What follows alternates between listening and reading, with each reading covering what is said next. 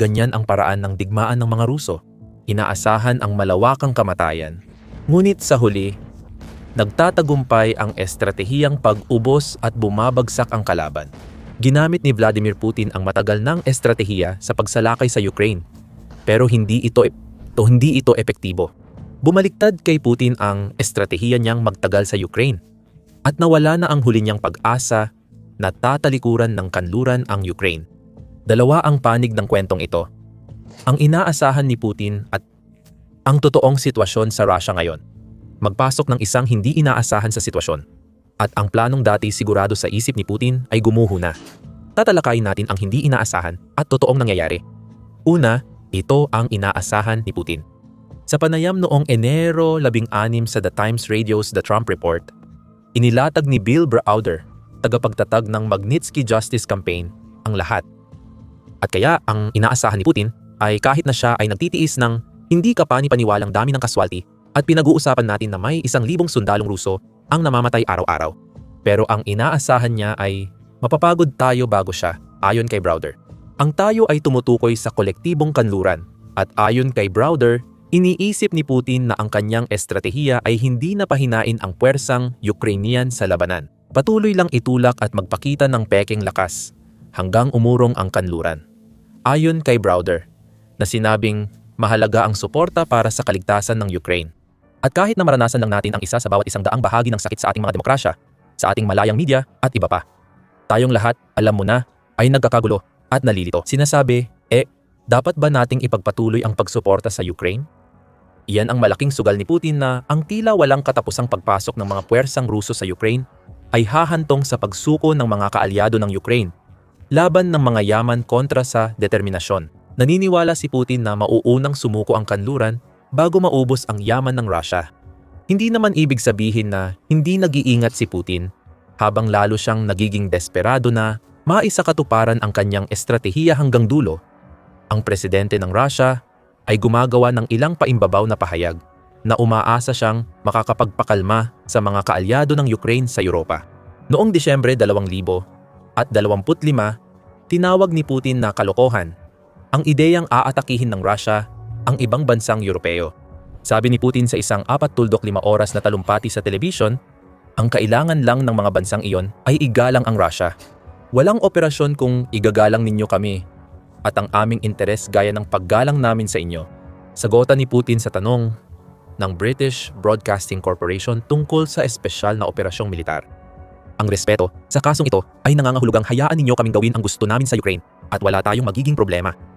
Mukhang hindi napapansin ni Putin na ang ginagawa ng Russia sa Ukraine ang mismong dahilan kung bakit matatag ang suporta ng kolektibong kanluran para sa bansa hanggang ngayon. Maaari mong sabihing sinusubukan nitong bulahin ang mga Europeo na nagsasabing matagal na ang digmaan sa Ukraine at nauubos na ang yaman ng kanilang bansa. Muli, umaasa si Putin at may rason siyang maniwala sa kanyang estratehiya. Para sa ilan, ang sama-samang tugon ng kanluran sa pananakop ni Putin sa Ukraine ay hindi kahanga-hanga mula pa noong simula. At ngayon lang ito umaabot sa antas na dapat sana ay naabot na 4 na taon na ang nakalipas. Si Bogdan Nihilo, sa isang artikulo sa The Kiev Post noong Enero 17, ay nagsabing ang pagkaantala sa pagpapalubag-loob ang dahilan nito. Sinimulan ng Russia ang kampanya ng airstrike tuwing taglamig na nagdulot ng pagkawala ng kuryente at init sa libu-libong Ukrainians. Binanggit ni Nihilo ang mga air defense na matagal nang hinihiling ng Ukraine. Ang mga kahilingang ito ay sinalubong ng pag-aatubili, pagkaantala at mga alalahaning pampolitika tungkol sa posibleng paglala ng sitwasyon. Ang mga leader ng kanluran, lalo na sa Washington, ay nag-aalala na baka mapukaw ang galit ng Moscow at magmukhang masyadong nakikialam. Nagpadala sila ng Javelin at HIMARS na nakatulong pero hindi napigilan ang patuloy na missile at drone attacks ng Russia mula malayo, ayon kay Nihilo. Maaaring may punto ka kay Putin. Ang katotohanan ang kanluran, lalo na ang United States ay sobrang nag-aatubili na isugal ang paglala ng digmaan ay nangangahulugan na baka may pagkakataon pa siya. Mantra ni Putin ngayon, ituloy mo lang. Mananatiling takot ang kanluran at sa huli ay bibigay rin. At kapag nangyari iyon, nariyan ang Ukraine para kunin.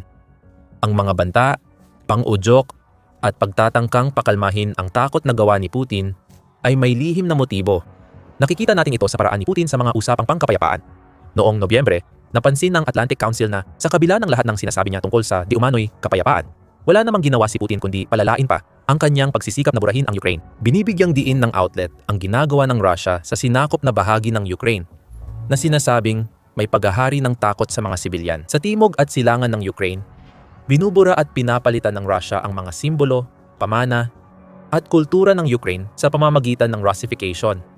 Matapos makatakas ang bansa sa Soviet rule, mahigit 30 taon na ang nakalipas. Ayaw ni Putin ng kapayapaan. Nais niyang ibalik ang lumang Europa noong KGB pa siya. Kaya dapat pagdudahan ang anumang pahayag niyang titigil siya sa Ukraine. Sobrang pagdududa na parang tataas ang presyon mo. Pareho pa rin ang estratehiya ngayon. Lampasan o tiisin ang kalaban. Ang bagong pagbabago lang ay mukhang mas nakikita na ngayon ni Putin ang kanluran at lalo na ang Europa bilang kalaban na kailangan niyang lampasan imbes na ang Ukraine. Ang pagsuko sa kanluran ang pangarap ni Putin. Posible ring makatulong ang wildcard na tatalakayin natin mamaya kahit maliit ang tsansa para matupad ito. Gayunpaman, ang nakikita natin sa karamihan ng kanluran ay bumagsak na ang plano ni Putin. Habang may umaatras na suporta sa Ukraine, pinalalakas pa ng ilang malalakas na kaalyado ang kanilang suporta. Ito ang nakita natin mula Enero 2026 pa lang. Noong Enero 16 ipinagdiwang ng Ukraine at United Kingdom ang unang anibersaryo ng kanilang 100 taong partnership. Itinatag ito upang magpadala ng malinaw na mensahe kay Putin na susuportahan ng United Kingdom ang soberanya ng Ukraine kahit matagal nang wala ang presidente ng Russia. Naglaan ng 20 milyong libra, 26.9 milyong dolyar para suportahan ang enerhiya ng Ukraine sa parehong araw. Ginagawa nitong kahit papaano ay may isang tila matatag na pakikipagpartner na hindi kayang pakialaman ni Putin. 10 araw bago ang anibersaryong iyon, inilabas ang Deklarasyon ng Paris. Mahalagang kasunduan ito sa pagitan ng United Kingdom, United States at Coalition of the Willing na pinangungunahan ng United Kingdom at Pransya para matiyak ang seguridad ng Ukraine pagkatapos ng digmaan. Bukod sa pangakong magtatag ng multinasyonal na puwersa at United States, led na mekanismo para sa pag-verify at pagmamanman ng tigil putukan. Sa deklarasyon, ipinahayag din ng koalisyon ang patuloy nitong suporta sa mga armadong puwersa ng Ukraine at iginiit na magbibigay ito ng mga obligasyong hindi mababali kaugnay ng kung paano ito tutugon sakaling magkaroon ng panibagong pananakop ng Russia sa hinaharap. Muli, naipadala ang mensahe. Aktibong kumikilos ang kanluran para sa isang hinaharap kung saan umiiral ang Ukraine, nakabaligtaran ng layunin ng estratehiya ni Putin. May konkretong halimbawa na hindi pinapayagan ng kanluran si Putin makuha lahat ng gusto niya. Noong Enero, nasamsam ng mga kaalyado ng Ukraine ang 3 sa mga barko ng Shadow Fleet ng Russia. Ang unang 2 pagsamsam ay naganap sa unang linggo ng taon nang arestuhin ng United States Forces ang Marinera at Maint Sofia. Ang mga barkong ito ay may kaugnayan sa Venezuela, kung saan kamakailan lang ay nagtapos ang operasyon ng United States para dakpin ang dating diktador na Pangulo, Nicolas Maduro. Kamakailan, sinamsam ng France at United Kingdom ang isa pang Shadow Fleet na barko sa Mediterranean.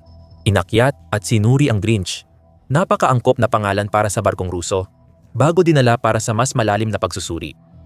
Patunay ang mga deklarasyon at pakikipagpartner na sinusuportahan pa rin ng kanluran ang Ukraine. Ang pagsamsam ng mga oil tanker ay mas malinaw na pisikal na paalala na ang suporta ay matibay ngayon at posibleng matibay din sa hinaharap.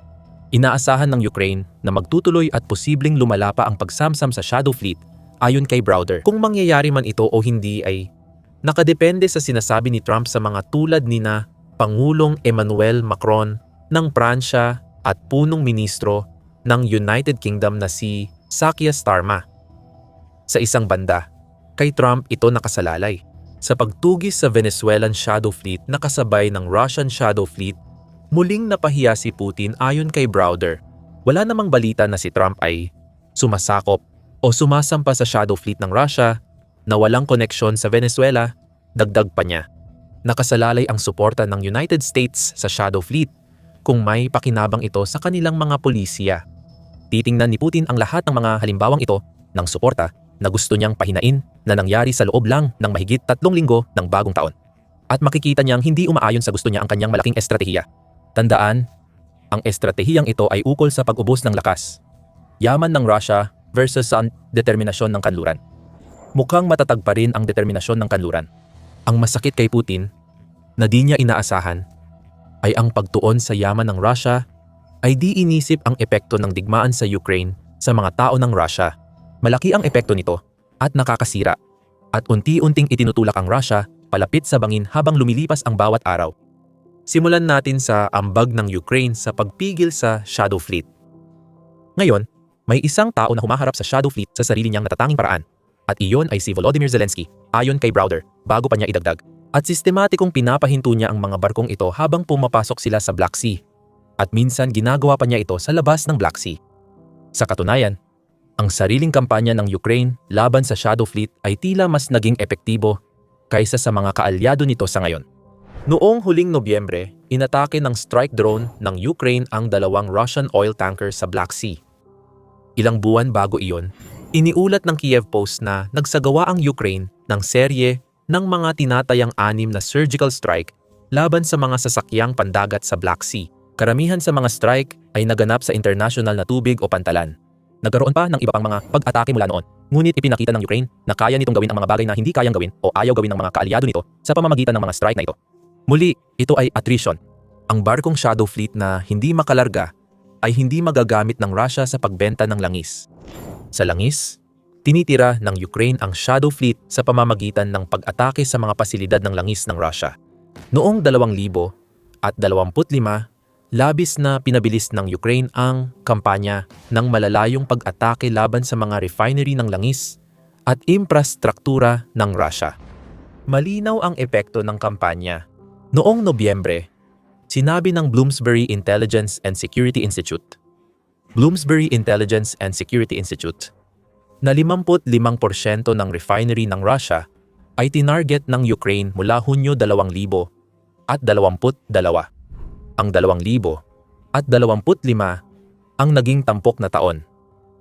Napahinto ng Ukraine ang halos 20% ng kapasidad ng refinery ng Russia at 48% na mas maraming matagumpay na pag-atake sa mga refinery ang naisagawa kumpara noong 2024 ayon sa Bloomsbury Intelligence and Security Institute. May simpleng lohika sa estratehiyang ito. Ayon sa Bloomsbury Intelligence and Security Institute, 30% ng taunang budget ng Russia ay galing sa bentang langis at gas. Sa ngayon, ang kontribusyon na yan sa budget ay sinusuportahan ng Shadow Fleet. Kaya ang lohika ay ang Ukraine at ang mga kaalyado nito sa kanluran ay tinatarget ang mga barko ng Shadow Fleet sa pamamagitan ng mga pag-atake o pagsamsam. Habang inaatake ng Ukraine ang mga produktong dinadala ng mga barkong iyon, nawawalan ng silbi ang ibang barko sa Shadow Fleet. Dagdag pa sa pag-atake sa refinery, target din ng Ukraine ang imbakan ng krudong langis. Noong Enero, umatake ito sa mga oil rig ng Russia sa Caspian Sea. Dahil sa mga pag-atake, pinakamababa sa 15 taon ang supply ng krudong langis ng Russia sa kanilang refinery.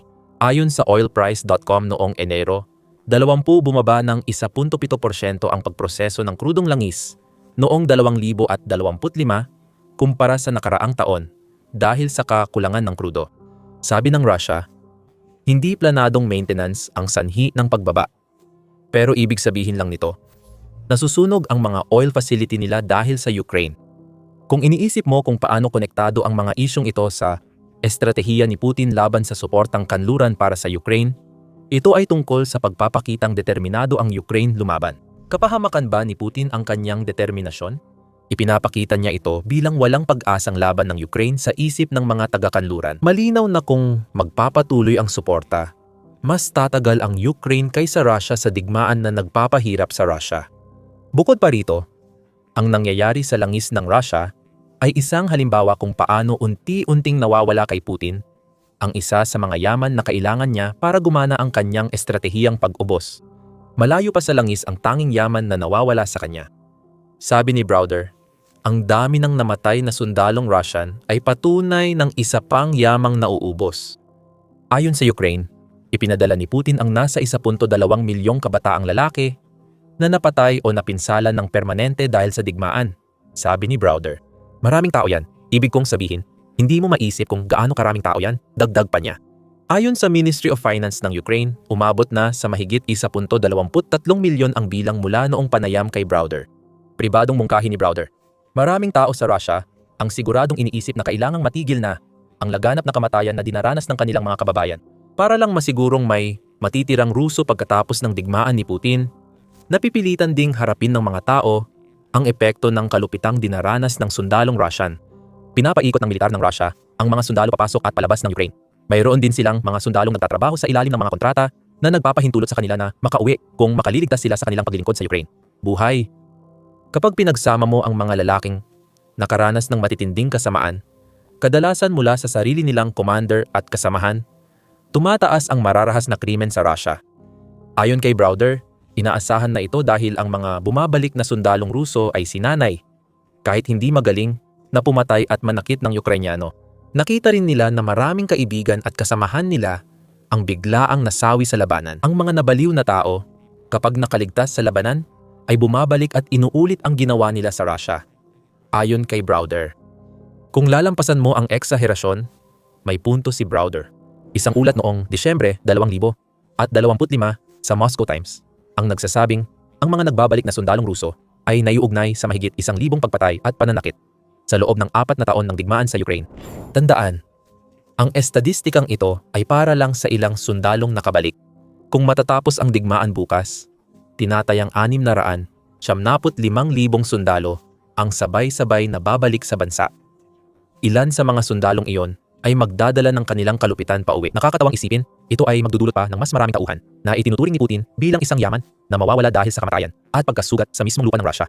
Sa kabila ng gastos at pagkatalo ni Putin sa espesyal na operasyong militar, nananatili pa rin ang Ukraine at suporta ng mga kaalyado habang pumapalya ang kanyang estratehiya. Ang tanging maliit na pag-asa na natitira kay Putin para malampasan ng Ukraine ay ang wildcard na binanggit natin sa simula ng video. Maaaring nahulaan mo na kung ano ang wildcard na iyon. Estados Unidos, particular ang administrasyon ni Trump. Ibinibida ni Browder ang madalas na magkakasalungat na ugali ng Estados Unidos sa pagharap sa Russia sa ilalim ng pamumuno ni Trump. Ipinapakita niya ang aksyon ng United States sa Venezuela bilang patunay na hindi takot si Trump kay Putin. Gusto ng Estados Unidos na maging malaking tagumpay ang operasyong militar nila sa Maduro para tuluyang mapasok at maparalisa ang depensa, lalo na kung humaharang ang Russia. Dakpin ang hindi lehitimong diktador ng suwail na rehimen at alisin siya ng walang buhay na mawawala. Ganyang kapangyarihan ang gusto ni Putin. Pero 4 na taon ng digmaan ang patunay na wala siya nito. Kaya naipadala na ang mensahe. Tama ba? Hindi naman kinakailangan. Sa kabilang banda, binanggit ni Browder ang mga pahayag ni Trump na dapat bigyan ng kontrol ang United States sa Greenland. Ayon kay Browder, bala iyon para kay Putin. Kung gusto ng Amerika ang Greenland, bakit tayo nahihirapan sa issue ng Crimea o Ukraine? Sabi ni Browder, madaling gawing argumento ito ni Putin. Di layunin ni Trump bigyan si Putin ng ganitong bala. Focus siya sa pagpapalakas ng United States sa plano sa Greenland. Pero may pagkukunwari pa rin. Bukod pa rito, ang suporta na ipinapakita ng administrasyon ni Trump para sa Ukraine, tulad ng pagsamsam ng mga barko ng Shadow Fleet, ay kadalasang natatapatan ng mga sinasabi ni Trump na nagpapahiwatig na gusto niyang panatilihing nagdududa ang Ukraine. Noong kalagitnaan ng Enero, tahasang itinuro ni Trump si Zelensky bilang dahilan kung bakit hindi pa naaabot ang isang kasunduan sa kapayapaan sa pagitan ng Ukraine at Russia. Agad sumagot ang Kremlin sa pamamagitan ni Dmitry Peskov, paboritong tagapagsalita ni Putin. Dito tayo maaaring magkasundo. Totoo nga. Si Peskov ay nagsasalita gamit ang mga salita ni Putin. Maaaring umaasa pa si Pangulong Putin na magtatagumpay ang kanyang estratehiya ng tapang laban sa yaman. Pero palaging may problema sa mga wildcard, hindi mo talaga alam kung ano ang susunod nilang gagawin.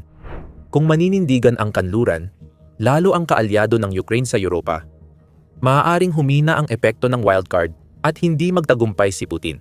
Sa totoo lang, endgame na si Putin, kahit di pa niya alam. Gayunpaman, dahil bumabagsak na ang kanyang impluwensyang geopolitikal. Maraming suliraning pang-ekonomiya ang sumasakit sa Russia, at lahat ng mga isyong tinalakay natin ay nadagdag pa. Inilagay ni Putin ang sarili niya sa isang sitwasyong walang panalo kung saan tanging paglala na lang na walang pag-asang manalo ang natitira. Alamin kung ano ang ibig sabihin ng lahat ng iyan sa aming video. At kung nagustuhan mo ang video na ito, siguraduhing mag-subscribe sa The Military Show para sa mas marami pang kaalaman tungkol sa mga nangyayari sa likod ng labanan sa Ukraine. At gaya ng dati, maraming salamat sa panonood.